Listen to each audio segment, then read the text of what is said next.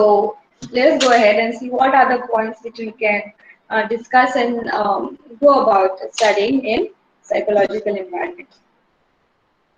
The term nurturing and enabling environment is used, wherein here we are saying how this enabling environment or learning environment is important for a child to grow psychologically, isn't it? I don't know how many of you would agree to this. That now a lot of many people talk about that spiritual well-being. People talk about peace, isn't it? There are so many in our country, and there are so many people who are so privileged, and there is a lot of gap between those who are uh, what we call rich in inverted commas and poor in inverted commas. There's a lot of gap between these two categories of people. Okay, but one thing if you note, the peace of mind, what we say, or security, what we say, absence of fear for that matter, uh, or any psychological, any factor that contributes to psychological factor is not associated with any of the physical belonging that an individual can have, isn't it? So there are various studies which are going on in this field of spirituality, in this field of psychology, in the field of studying the mind or how mind works, about cognition, and there are so many terms which we can attach to a concept of psychological environment.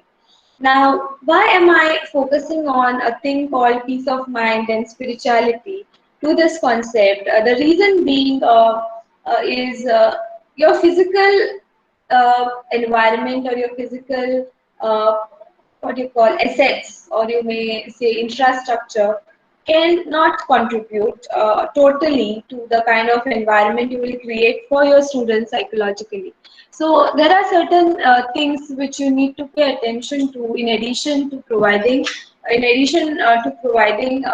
basic facilities to the students. Now, as a teacher, it is not everyone's cup of tea to understand this, but I feel each and every person who chooses to be a teacher, okay, should take it seriously and pay attention to that this particular aspect of making your students feel secure, okay, making your students feel that independence or that absence of fear, that they should feel free with you, isn't it?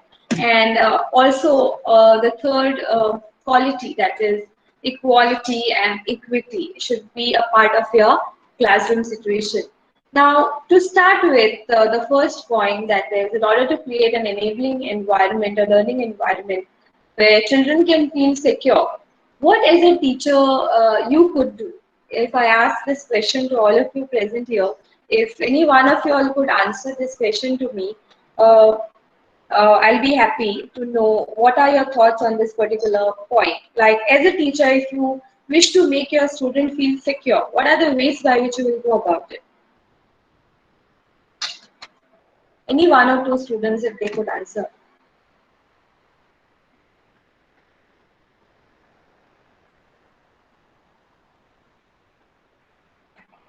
Okay, Vaishnavi is saying you need to be friendly with students. And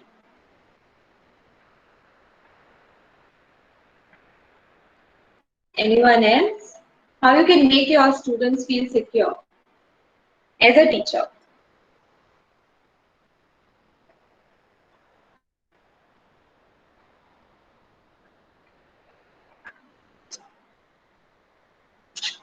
Priscilla is saying make them comfortable.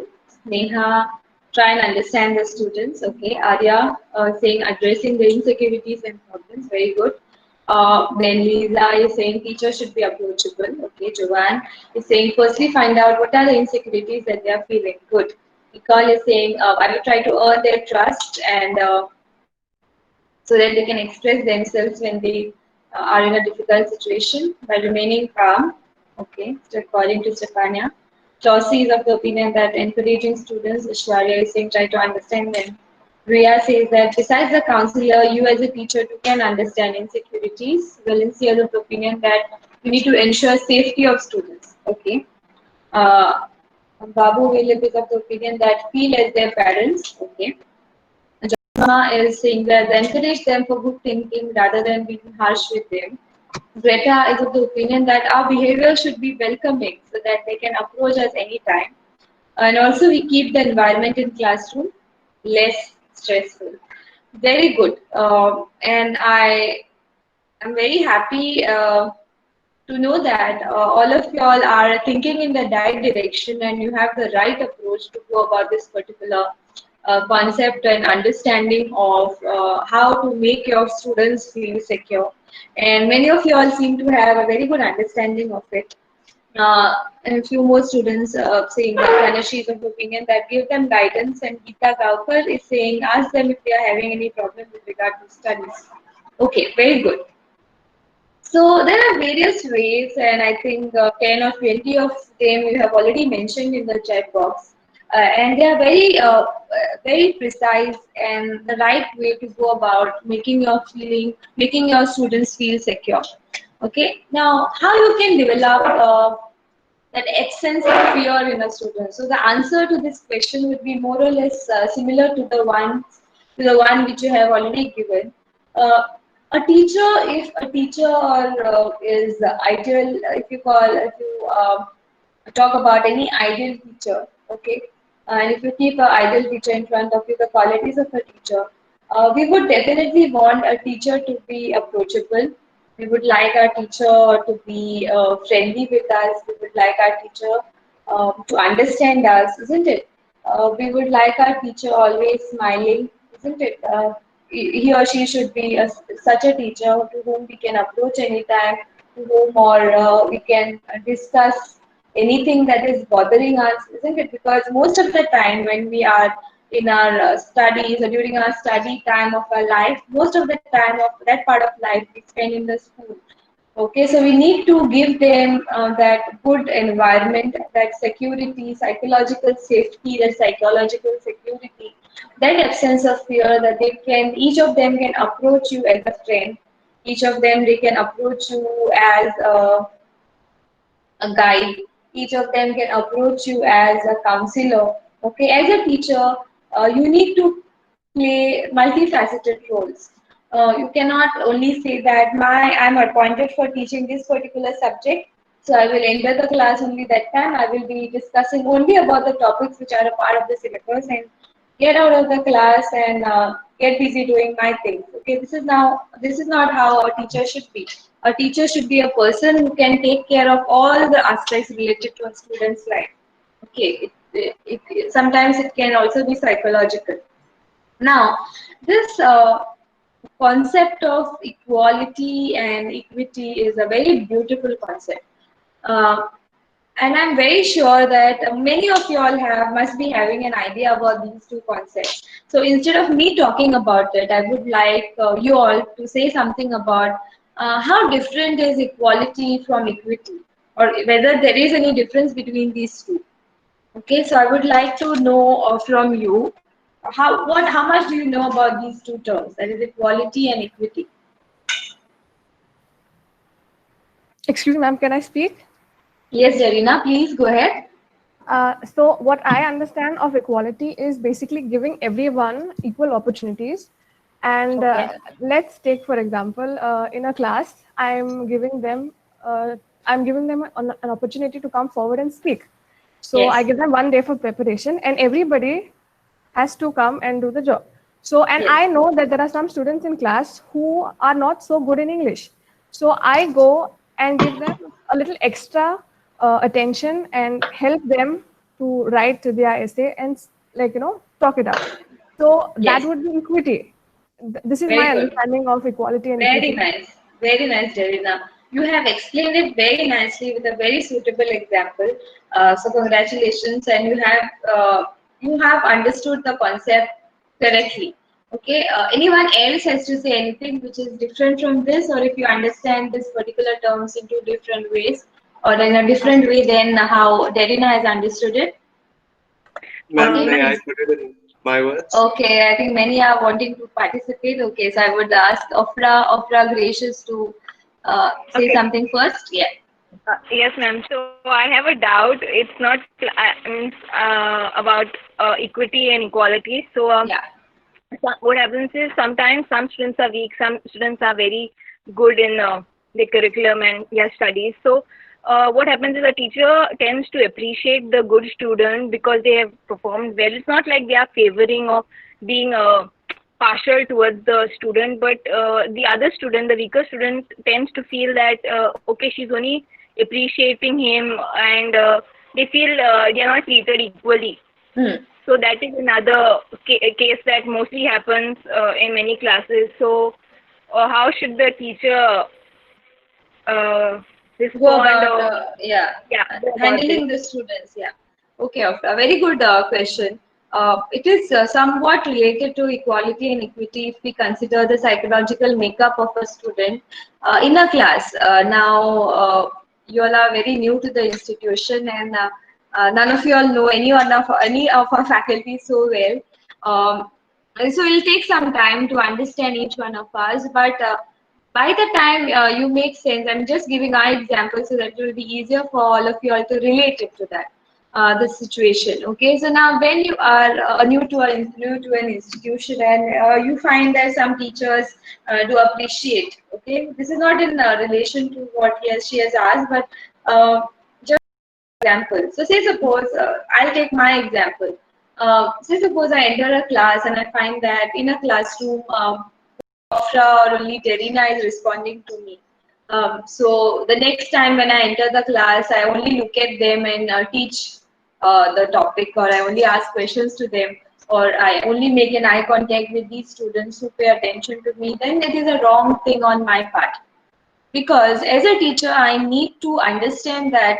Uh, as a teacher, I need to understand that in a class you will have students of different abilities and different capabilities, and sometimes some of the students must be knowing a better answer to the question that you have asked as a teacher, but they do not have that much of confidence to stand up and say aloud in front of others.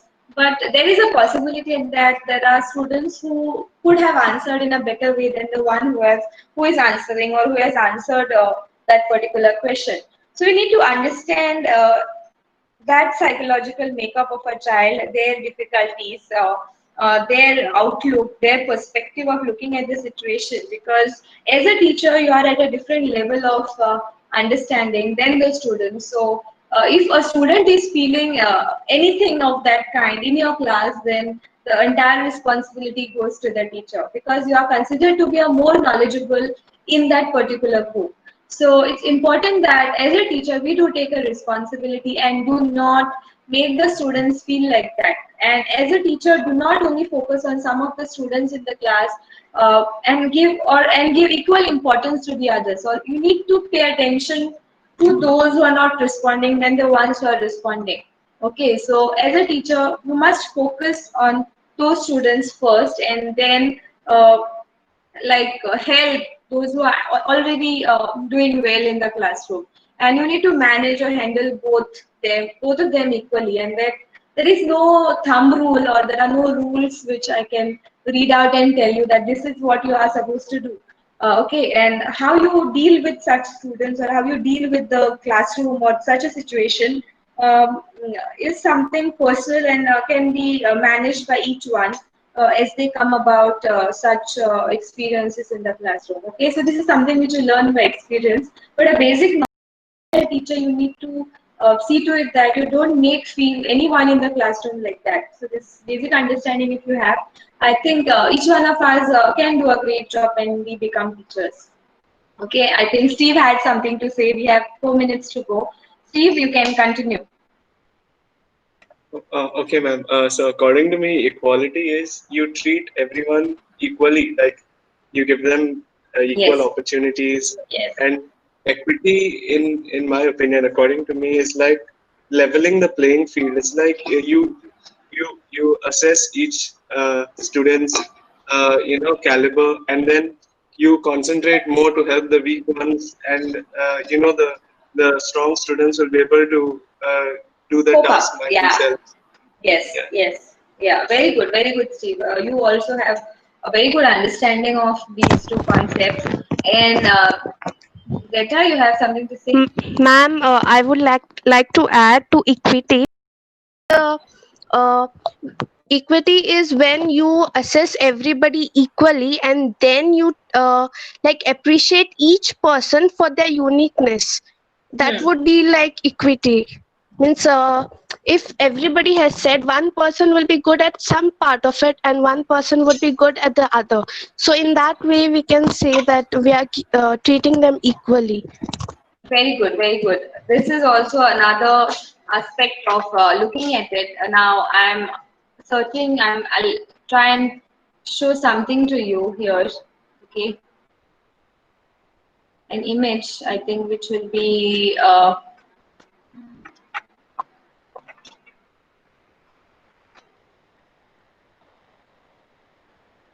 Let me just stop presenting the PPT and share with you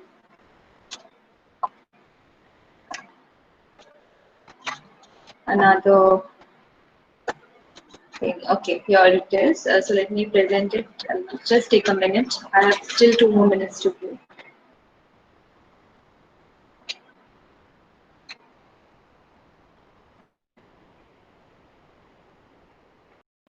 Okay. Are you all able to see the screen?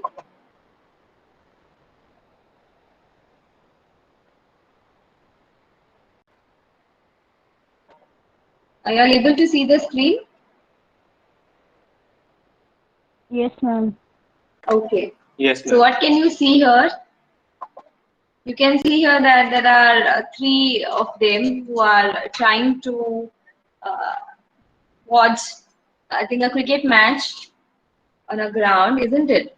And in the first image here, they are given something to stand on, which is of equal height. Okay, this is equality. Okay, now look at the other picture.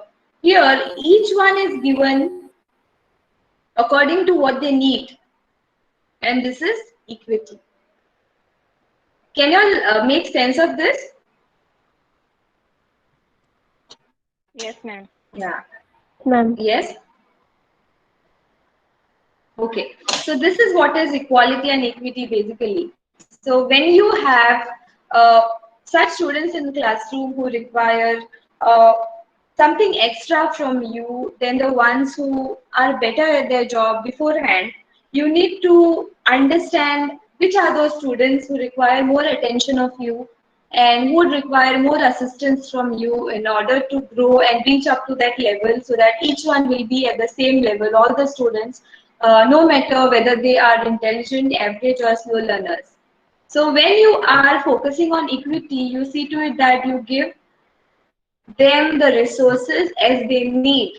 Okay, and when, if you are a teacher who looks for equality, you would give equal opportunity or equal resources to everybody. But if you are a teacher who looks up to equity, then you would focus on that aspect wherein you try to find out who are the students in your class who would need more attention of you, and you accordingly distribute your resources to them, but without making the good students in your classroom get affected. You need to take into confidence those students as well who are trying to make an attempt and who also would expect equal attention and equal resources from you. So it is up to the teacher. We can have more deliberations on this particular concept of equality and equity maybe in the next class. So